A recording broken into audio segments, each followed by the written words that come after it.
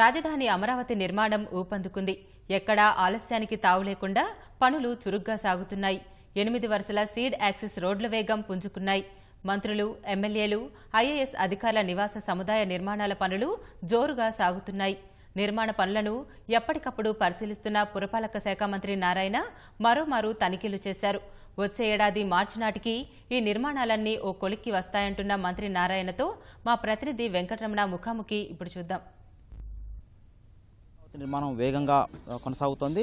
పనులను ఎప్పటికప్పుడు మంత్రి నారాయణ నిరంతరం పర్యవేక్షిస్తున్నారు. ప్రస్తుతం నారాయణ గారు మనతో ఉన్నారు.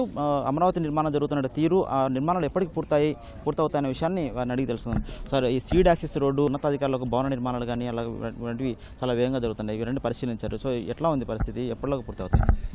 అమరావతి క్యాపిటల్ సిటీ 217 చదరపు కిలోమీటర్లు ఈరోజు కన్స్ట్రక్షన్ జరుగుతుందండి. ఆ రోజు రైతుల దగ్గర నుంచి భూమి తీసుకున్నప్పుడు ముఖ్యమంత్రి గారు చాలా క్లియర్గా చెప్పారు, ఇక్కడ ఇంటర్నేషనల్ స్టాండర్డ్లో ఇన్ఫ్రాస్ట్రక్చర్ డెవలప్ చేస్తామని. సో ఈరోజు మాస్టర్ ప్లాన్ వచ్చి 320 కిలోమీటర్లు ట్రంక్ రోడ్స్ని డిసైడ్ చేశారు. 50 మీటర్లు 60 మీటర్లు వెడల్పు ఉండే రోడ్లు 320 కిలోమీటర్లు. అయితే రోడ్డు ఒకటే కాకుండా రోడ్డుతోటే ఇంటర్నేషనల్ స్టాండర్డ్లో sewerage, storm water, drinking water, electricity, cables, తర్వాత ఎలక్ట్రికల్ డక్స్, గ్యాస్ లైన్స్ ఈరోజు అన్నీ వేస్తున్నారు. అంతేకాకుండా 320 కిలోమీటర్ల లెంత్లో ఈరోజు వాకింగ్ పాత్స్, తర్వాత వచ్చి సైకిల్ ట్రాక్స్ వస్తున్నాయి. అదేవిధంగా మొత్తం బోత్ సైడ్స్ గ్రీన్ బెల్ట్. ఈ విధంగా చాలా వేగవంతంగా జరుగుతున్నాయి. అయితే ఈస్ట్ నుంచి వెస్ట్ తీసుకుంటే 18 రోడ్లు ఉన్నాయి, నార్త్ నుంచి సౌత్ తీసుకుంటే 16 రోడ్లు ఉన్నాయి. ఈరోజు ఈస్ట్ నుంచి వెస్ట్ ఉన్న 18 రోడ్లని నేను విజిట్ చేశాను.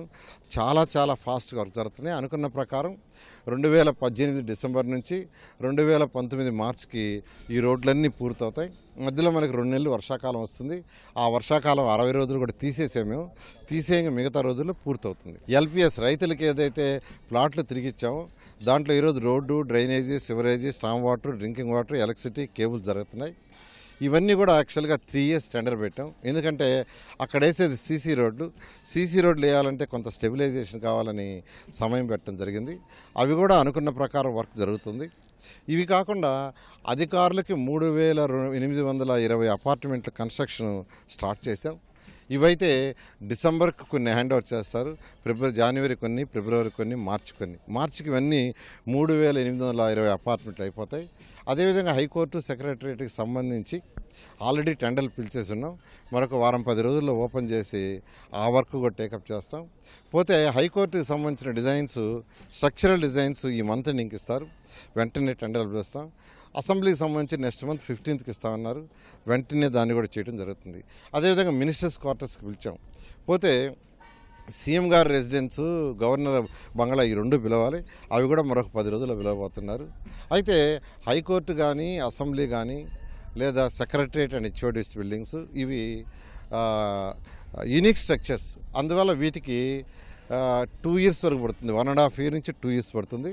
మిగతావన్నీ కూడా అనుకున్న ప్రకారం డిసెంబర్ 2018 నుంచి జనవరికి పూర్తవుతుంది. నాణ్యత అనేది చాలా కీలకమైనది. సో నాణ్యత ప్రమాణాలు పాటించే విషయంలో ఎలాంటి జాగ్రత్తలు తీసుకుంటున్నారు నిర్మాణాల విషయంలో? నాణ్యత విషయంలో ఎక్కడా కాంప్రమైజ్ కాలేదండి. ఎక్కడికక్కడ టెక్నికల్గా ఎవాల్యుయేషన్ చేసి స్టాండర్డ్స్ తీసుకునేందుకు చేయడం జరిగింది. ఎక్కడ కూడా ఒకటే ముఖ్యమంత్రి గారు ఇంటర్నేషనల్ స్టాండర్డ్లో ఉండాలని ఈరోజు తీసుకుపోతున్నారు. అయితే కొంతమంది అక్కడక్కడ మాట్లాడుతున్నారు, ఒక కిటికీరాయి కూడా పెట్టలేదని. తప్పండి ఆ మాట్లాడటం. మీరు వచ్చి చూడండి, మీరు తిరగండి, మొత్తం 320 కిలోమీటర్ల రోడ్లు తిరగండి, బిల్డింగ్స్ తిరగండి, ఆ తర్వాత నిర్ణయించండి. ప్రజలకు చెప్పండి, తప్పులేదు. జరిగిన వాస్తవాలు చెప్పండి. కానీ ఆడ జరిగేది ఒకటైతే మీరు ప్రజలకు ఒకటి ఇటురాయి కూడా పెట్టలేదు, ఏమీ చేయలేదు, 4 సంవత్సరాలు అయిందని చెప్పడం తప్పండి. ఎంతో వేగవంతంగా జరుగుతుంది. రైతులు ఎంతో హ్యాపీగా ఉన్నారు.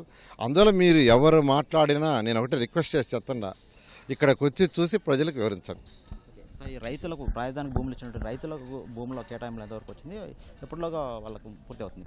రైతులకు ఏదైతే మనం ల్యాండ్ పుల్లింగ్లో ల్యాండ్ తీసుకున్నా వాళ్ళందరికీ ఆల్మోస్ట్ కేటాయించడం జరిగిందండి.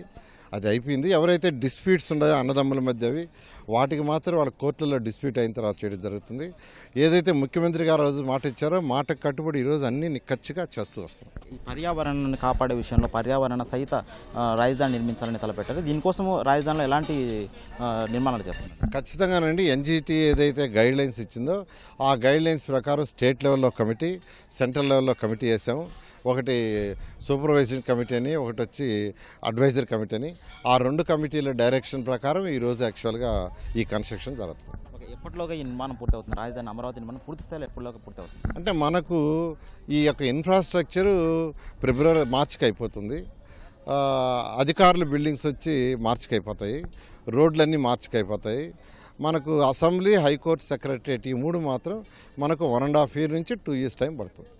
మొత్తం ఎంత మేర నిధులు అవసరం అవుతాయని మొత్తం 48,000 కోట్ల రూపాయలు దీనికి ఖర్చు అవుతుంది సుమారుగా, రఫ్గాను. అంటే ఒక 1000 కోట్ల నుంచి 2,000 కోట్లు మారచ్చు. 48,000 కోట్లు ఎస్టిమేషన్ వేశారు. దానికి ముఖ్యమంత్రి గారు వారికి ఉన్న అనుభవంతో ఫైనాన్షియల్ అంతా ప్లానింగ్ చేశారు, ఎటువంటి ఇబ్బంది లేకుండా చేశారు. నిధులకు ఏమన్నా లోటు ఏమైనా అనిపిస్తుంది? దాన్ని ఎట్లా లోటు లేకుండా ఎట్లా? నిధులకి ముఖ్యమంత్రి గారు ఇబ్బంది లేకుండా వారికి ఉన్న అనుభవంతో ఈరోజు దీనికి ప్లాన్ చేశారండి. అందువల్ల నిధుల కొరత రాకుండా దీన్ని ముందుకు పోతున్నాం. అంతర్జాతీయ స్థాయి ప్రమాణాలతో రాజధాని అమరావతిని నిర్దిష్ట గడువులోగానే పూర్తి చేస్తామని మంత్రి నారాయణ చెబుతున్నారు. కెమెరామెన్ ఎంఎస్తో కలిసి వెంకటరమణ, ఈటీవీ న్యూస్, అమరావతి.